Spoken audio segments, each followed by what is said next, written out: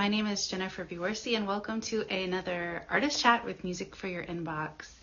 Today we'll be talking with the visual artist behind this month's postcard, Alicia Brown, who's a Jamaican-born, living in Florida visual artist who does these beautiful portraits and figurative paintings. So let me get her invited and we'll have our conversation.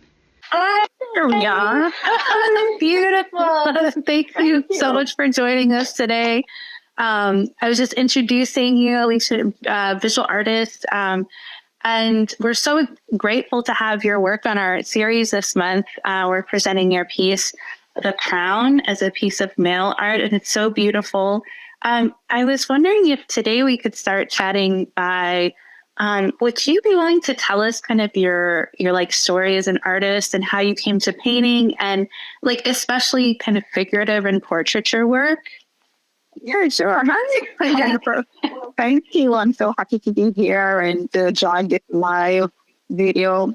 So how I decided to become a painter, or why I thought I wanted to be a painter. But since I was very young, I was always creative. I do a lot. I did a lot more drawing than painting because paint, I did not have paint. It was just not available.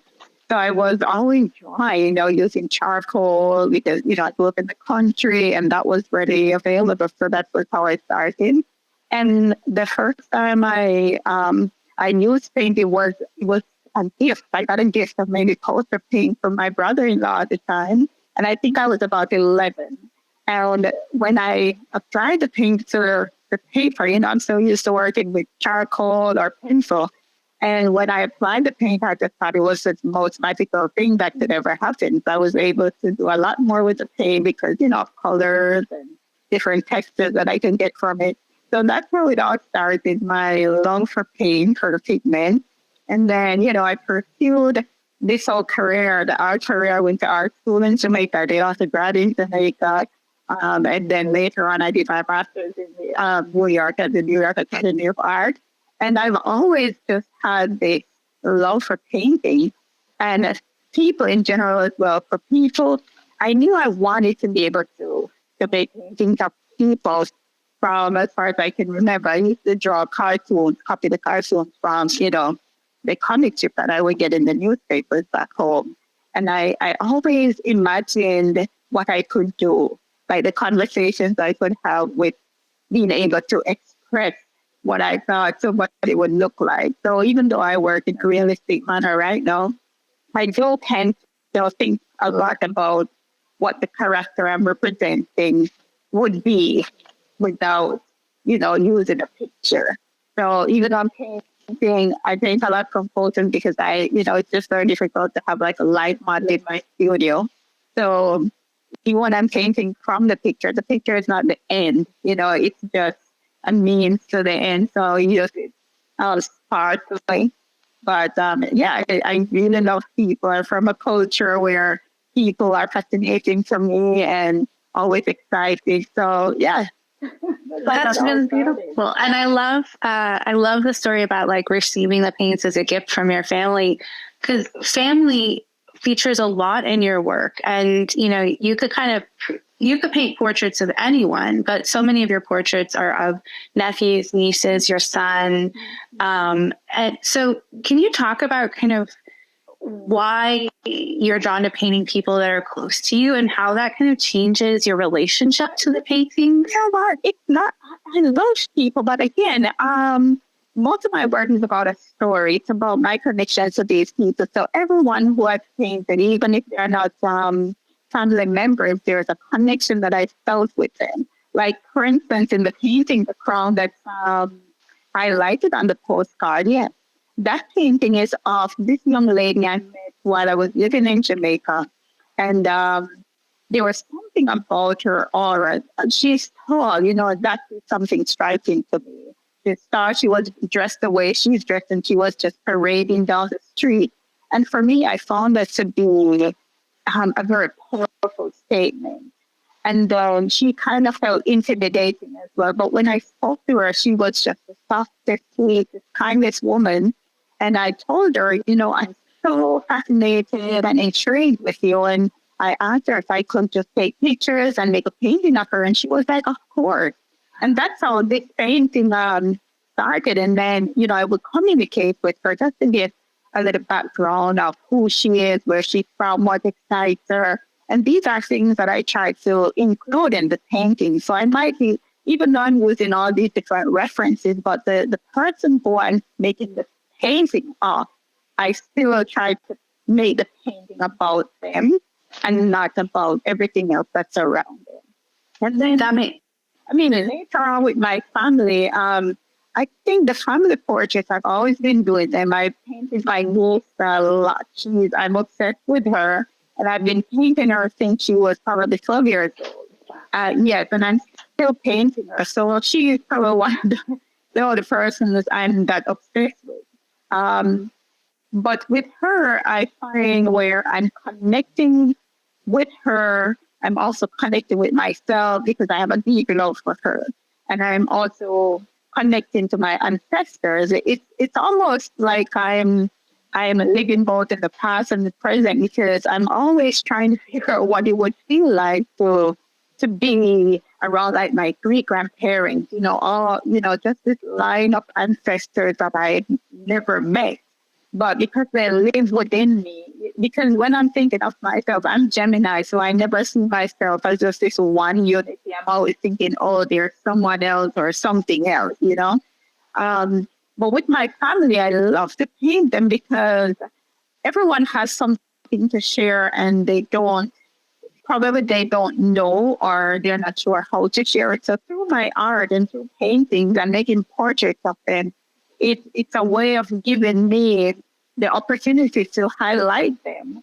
And not just to highlight them to a wider viewer, but to highlight them to themselves so that they're more aware of, like the power they have and the significance, the importance of them, not just in a family setting, but in a, broader society and the world.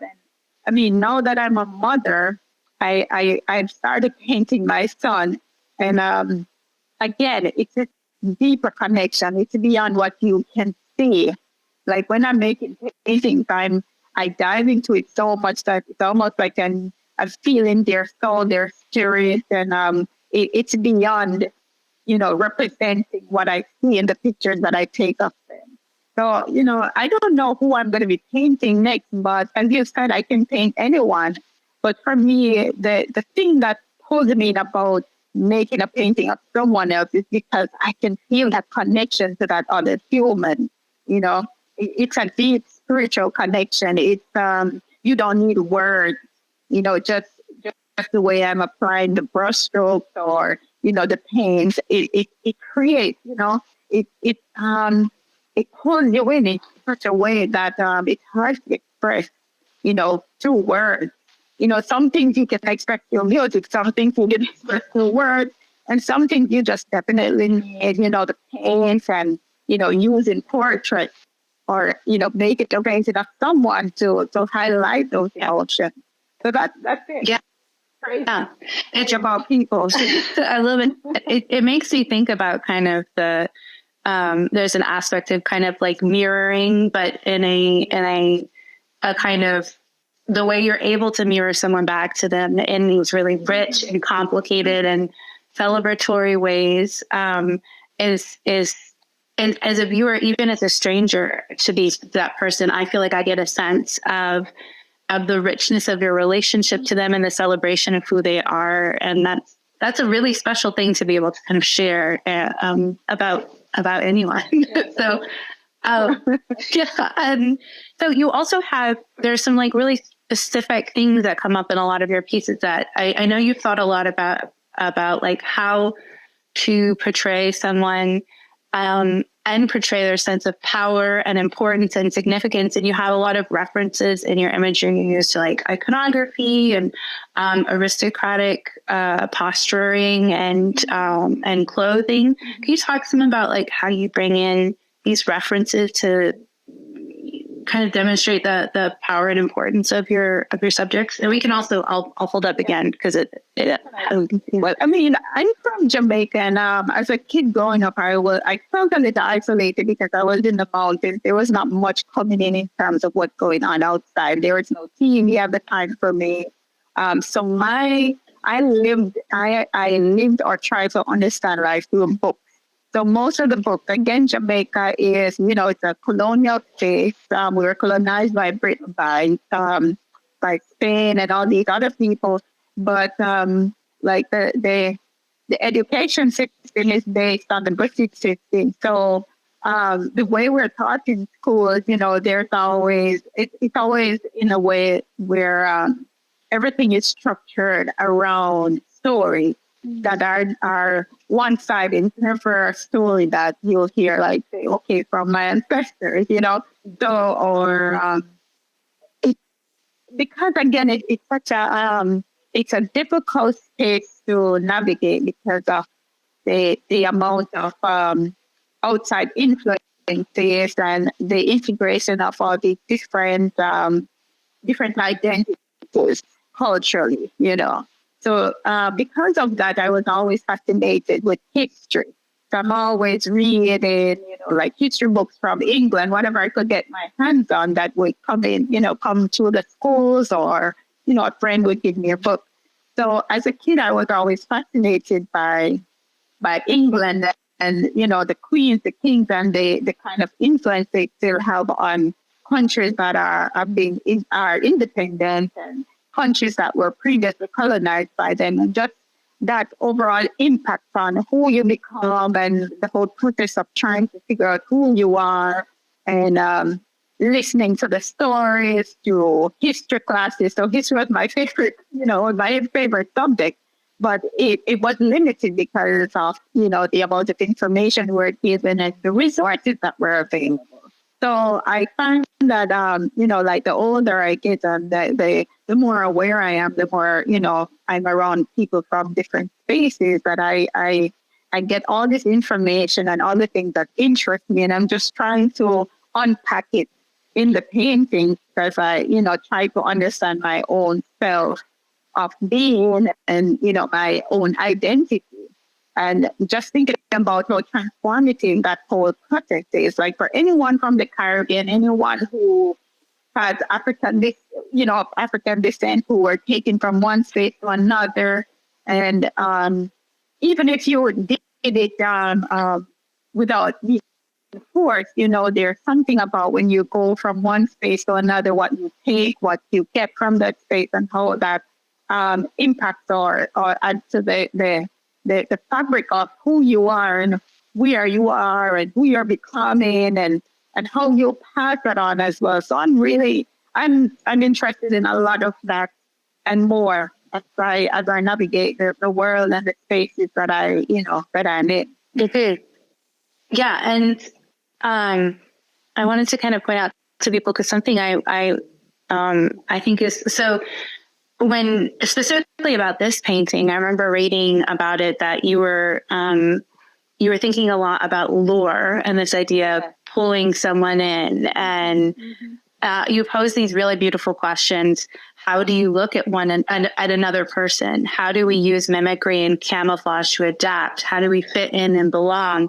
And it sounds like a lot of that is really, like, it's really connected to what you were just talking about, like. Yeah. Growing up in cultures and places where there's borrowing and transference and moving around. So can you talk about kind of in this painting, some of the elements that speak to those things in this painting? So I'm also interested in art history. As a painter, I've always been interested in art, and I still am, because, I'm a painter. Mm-hmm. Of course, I'm curious about the history of painting as well. I'm also interested in classical way of painting, and that's how I was trained. And I did that because I was curious about, all these technical approaches and why things were done the way they were done. But in terms of the references that I'm making, for instance, the rough color is a very common object that, that's stood out to me and still grabs my attention when I look at the Renaissance painting depicting the kings and the queens, even movies. I'm obsessed with those movies. I send me a movie like that and I watch it for days. Because I'm also interested in objects and the kind of power that is given to an object. I'm also interested in how the object was made and who it was made for, and the kind of environment. For instance, like even with the rock colors, they were made not the well, the rock colors are made from different materials, but specifically with what's that word called the silk. Just the technical aspect of it. Like these women, they were in dark rooms and making these very delicate and intricate um, colors for to be worn by the aristocrats. They were not able to make it, but they were going through the pain and you know a lot of discomfort in the whole process of making it.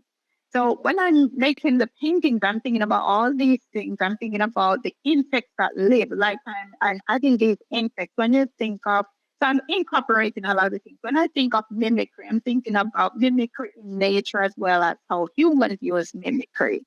And again, I go back to childhood experiences of being in the mountains, looking at, say, a stick bug. I've not seen a stick bug in a long time, but a stick bug is something that stands out to me because of how it uses that whole idea of mimicry or camouflage. Insects use these things for survival. They use it to defend their spaces. Not different reasons for it. And here is this woman. This is a young woman who would not, in the Jamaican society and a lot of societies that still has that colonial overtone or influences in terms of how social structures are designed. This is a young woman who would be seen as a ghetto girl. And a ghetto girl would be someone who's from a low social economic status, who is not educated, who would not be accepted in certain spaces. So for me, I'm taking these people, just regular people who you would not, expect to be in a certain space and placing them in that space and giving them objects of, people who are given that kind of power. So it's almost as if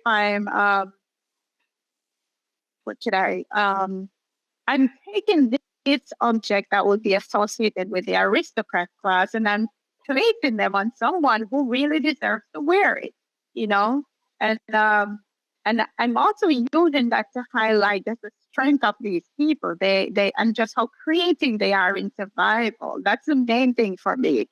Being creative, right? Being inventive and survival, using whatever means to survive. So this is why I use some of these elements, and then the space that the sitter is in is also political space because it reminds you of this kind of uh, Georgian or Victorian space.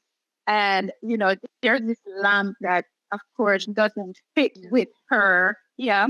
And all these other elements. And then on the floor is a carpeted floor, but you're not sure what it is really. And then on there, I've juxtaposed the motif of the sugar cane. And I've also used they can be cane as well. So instead of using sugar cane all the time, I play with objects like, as a kid, a child should be able to look at the painting and be pulled in as well. So you're seeing all these elements. It's almost adding like pointed objects with on a soft space, on a soft ground. It's these two different textures, but and they're both communicating in a way and even though they're opposite things, but they still form one unit in the way that I've arranged them. Because when you think of storytelling, I like literature as well. So in literature, you have all these different devices that are used to make the story or whatever, the poem or whatever it is more interesting. And then I feel like when I'm making paintings, that's what I'm trying to do. I'm trying to use metaphors. I'm trying to use all these different elements to create excitement and to create a rich it's a rich story that and it's a story I'm trying to make up as I go as well. I'm taking from history. I'm using elements of the present, and it's almost like I'm navigating all these different spaces through the stories I've heard, and also through my own experiences. Yeah. And I want, as a viewer, what I love about experiencing that aspect of your work is that there's so much to like I become such an active participant in viewing because there's so much to process and to take in, and like you mentioned, the textures, the symbolism, the richness, which I think it's occurring to me now. It's really interesting in these ways that you're like creating your you're kind of structuring relationships in the way you you position this person in the power they deserve and in the power they and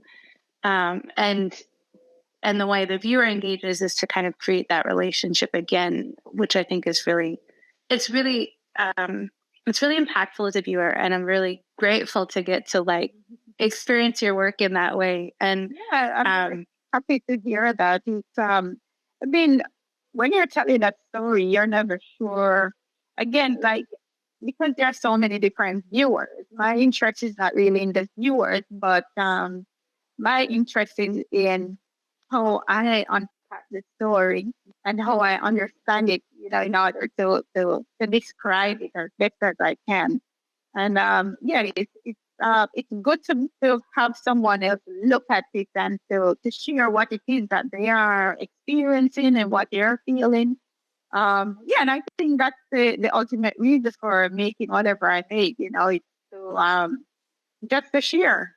I'm sharing what my story is. I'm sharing someone else's story, and then you know, however the viewer feels, that's good. Mhm. Yes. Well, I wanted to give you. I wanted to have like a final question here. Is I'd be really curious. What are you working on right now, and what's kind of pulling your interest in today? Well, I'm working on a couple of things. I have a two-person show that I'm going to be in September at University of Massachusetts, and I'm working on some things. Well, the overall theme of the show is imaginary homeland, and I'm working on some new and some not so new work. Just trying to understand what home is and to feel what that is through my son. So my son, he's American. He's never visited Jamaica, and his idea of what Jamaica is basically through what I told him. And then he would make up these stories that are quite fascinating. He will speak as if he was visited there before. So it's interesting to hear how not just here, but to explore that idea of home and what that feels like or what it should look like through the lens of someone else. So yeah, that's what I'm working on, and I'm also making some drawings and exploring other materials, objects like pearls. I paint pearls a lot in most of the work, so now I'm playing with not painting them along with painting them.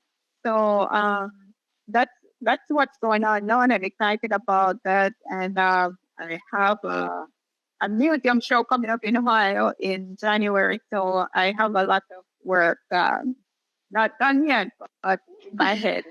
So that's that keeps me excited, and yeah, and I have all different work to show in the coming year. So Yeah, I'm really excited to see those things. And I've been seeing little hints of the embellished paintings you've been making. Is so beautiful. So thank you. I mean, thank you. And thank you for letting us share your work on, this is for people watching. This is being paired with a film by cousins, improvisers, William T. Roper and Bobby Bradford. We did a really like wild kind of kitchen table conversation improvisation. And so we hope you get yourself a postcard and see the film. I love seeing y'all's artwork and conversation with each other. It's an honor, and we're really grateful. So thank you so much. This is such a good job putting us together, because yes, it's very incredible as well. And I mean, just this, what you're doing it's so important, and I'm so happy to be a part of it, and I feel so honored. So thank you as well. Thank you. This is a fantastic chat, and have a great week and a great weekend after that. Thank you so much for joining us today. Thank you. You do the same. Okay, bye-bye. All right, bye.